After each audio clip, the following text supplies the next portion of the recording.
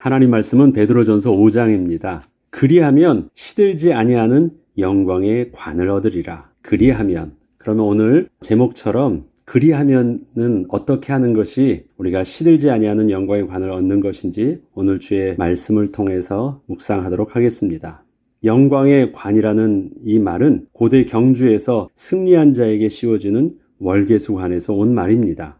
이것은 제국의 정복자들이 쓰는 그 왕관과 근본적으로 다른 것으로, 이는 피 튀기는 전쟁에서 싸워서 스스로 쟁취하여 쓰게 된 승리의 면류관, 즉 왕관이 아니라 경주를 힘써 싸워서 마침내 승리한 자에게 왕이 주는 그 영광의 관인 것입니다.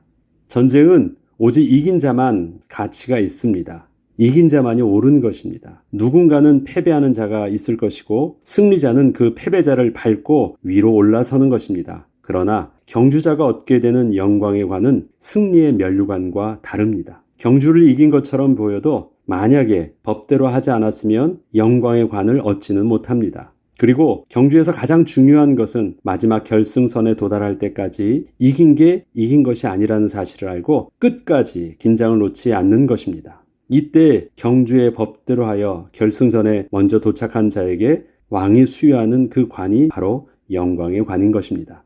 고대 경주는 현대 경주처럼 단거리 달리기가 아니었습니다. 장거리 마라톤과 같은 것이었습니다. 그 거리는 왕께 승리의 소식을 전하던 병사가 죽음을 무릅쓰고 쉬지 않고 뛰어왔던 바로 그 거리였습니다. 그것이 우리가 잘 알고 있는 마라톤의 기원이죠.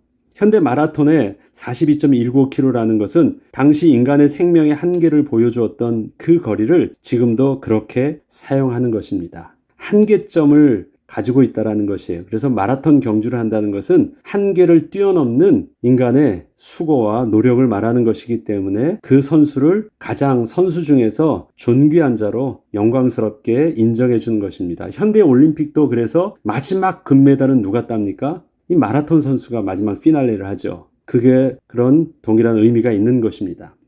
이처럼 장거리 경주인 그 마라톤 경주는 본질적으로 상대 선수와 경쟁하는 경기가 아닙니다. 자신과의 싸움인 것입니다. 처음 경기가 시작할 때는 많은 선수들이 상대 선수와 서로 앞서거니 뒤서거니 하지만 이렇게 경쟁하던 대부분의 선수들은 스스로 지쳐서 결국 포기하게 되고 마침내 자기 스스로와 싸워서 마지막까지 그 자신의 한계를 뛰어넘은 선수들만 남아 결승선까지 도달하는 것입니다. 이 때문에 현대 마라톤 선수들의 경력에는 순위의 메달의 기록도 있지만 그와 함께 꼭 들어가는 것이 완주를 몇 번이나 했느냐는 것도 아주 중요하게 기록되어 있는 것입니다. 그래서 많이 완주한 사람을 그래서 마라톤 선수들은 존경하는 것입니다. 그게 결코 쉬운 일이 아니기 때문에 그렇습니다.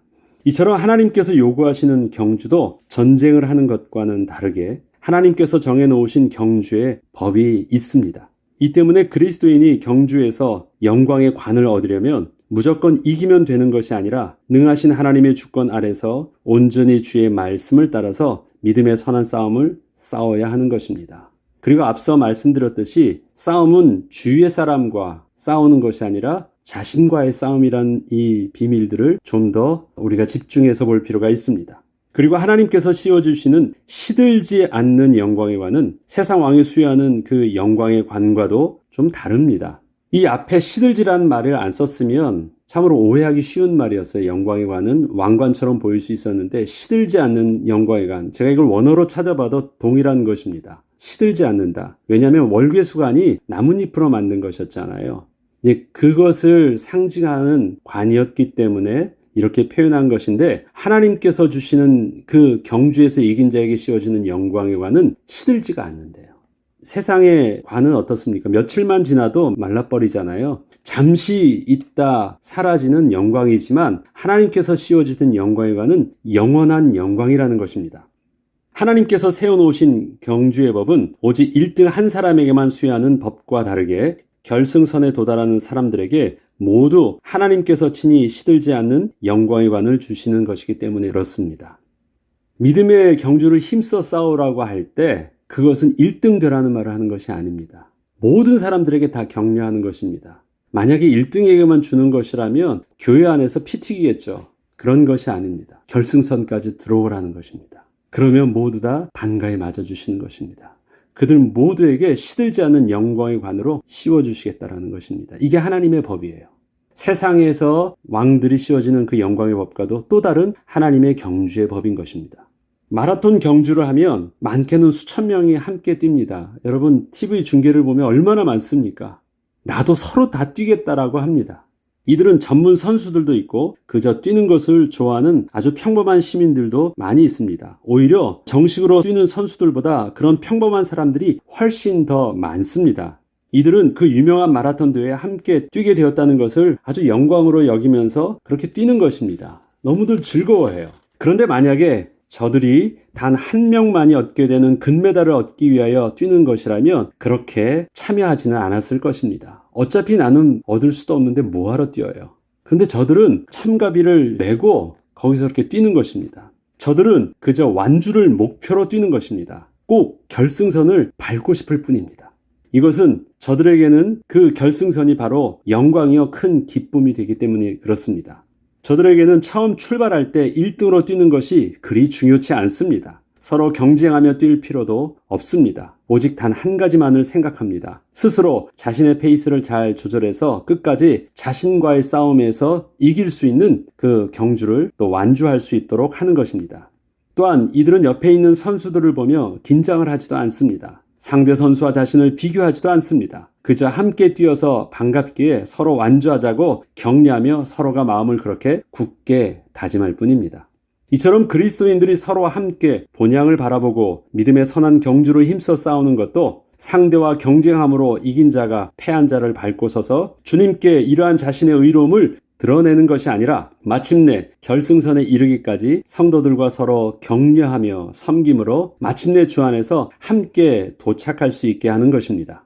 오늘의 본문은 이러한 영적 비밀을 가지고 또 이 경주의 비밀을 가지고 교회 안에서 장로된 자들과 젊은 자들에게 하는 베드로의 권면입니다. 5장 1절로 4절에 보면 먼저 장로들에게 하는 권면입니다. 너희 중 장로들에게 권하노니 나는 함께 장로된 자요 그리스도의 고난의 증인이요 나타날 영광에 참여할지니라.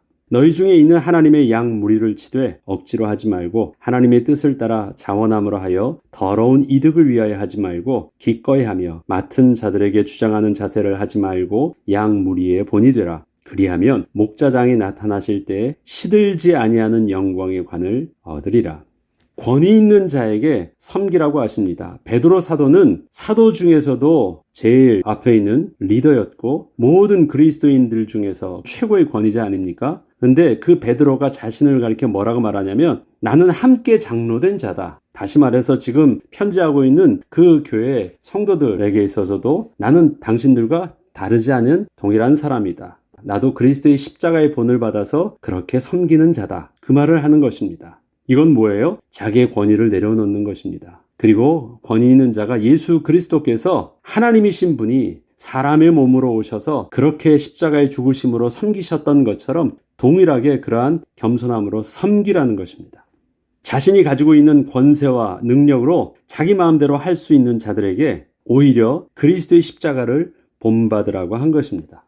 장로들에겐 그게 쉬운 일이 아니겠죠. 할 수 있는데 하지 않는 것이니까.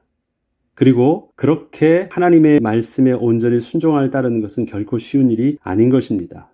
그래서 장로들에게는 순종하라고 하면서 그리하면 목자장이 나타나실 때 진짜 우리의 주 되신 그리스도께서 오실 때 시들지 않은 영광의 관을 얻으리라. 지금 이건 누구가 얻는 것입니까? 사실 장로라는 건 모든 성도들이 결국은 장로 되는 거거든요. 다 하나님 앞에 오실 때 동일한 영광의 면류관을 얻게 될 것입니다.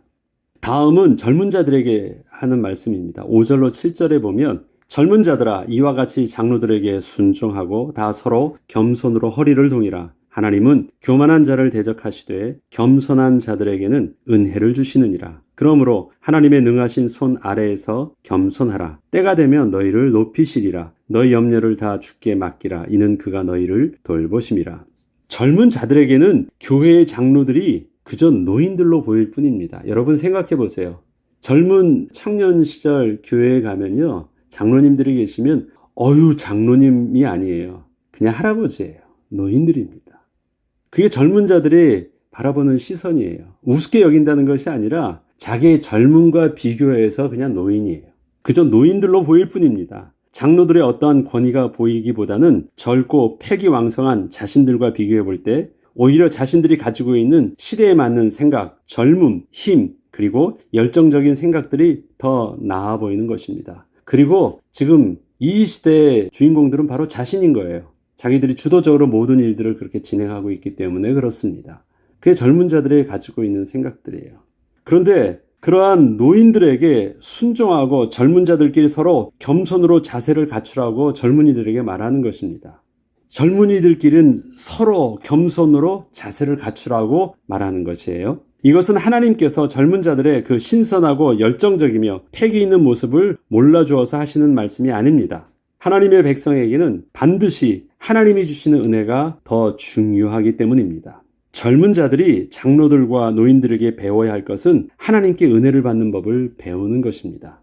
제가 앞서 말씀드렸듯이 젊음은요, 젊은 거기 때문에 자칫 오해하고 놓치는 것이 있습니다.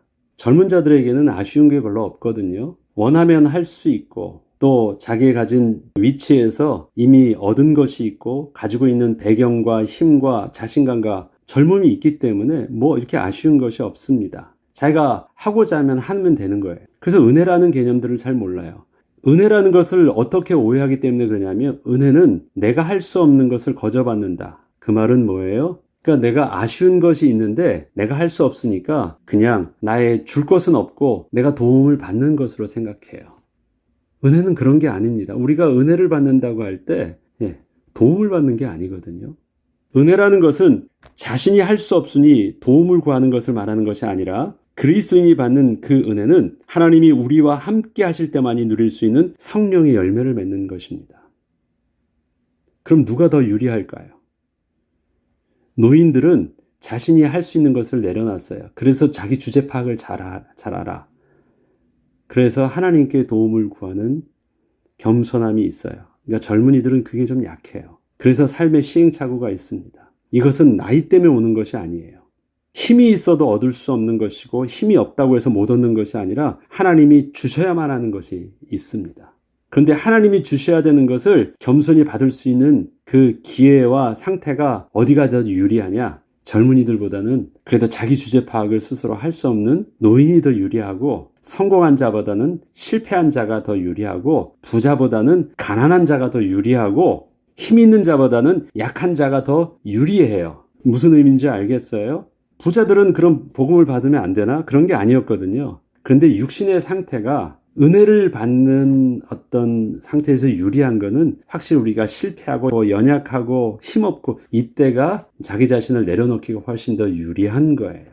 그렇기 때문에 노인을 통해서 배울 수 있는 것, 노인은 그런 젊은 시절을 지나왔기 때문에 노인에게 있어서 젊은이들이 따라올 수 있는 것은 뭐냐면 하나님의 은혜를 진짜 알고 은혜 받는 법, 자기 자신을 내려놓고 하나님께 도우심을 구하는 영적 비밀들은 젊은이들이 잘 못해요.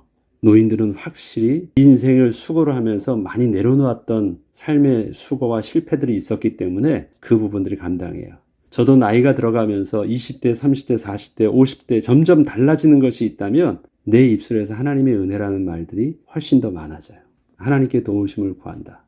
이거는 내가 수고하지 않고 공짜로 하나님께 얻겠다가 아니라 아무리 수고를 해도 하나님이 주셔야만 하는 것은 이거 내가 있어서 될 일들이 아니라는 걸 잘 알기 때문에 그런 것입니다. 특별히 하나님이 주실 수 있는 성령의 열매는 더더욱 그렇습니다.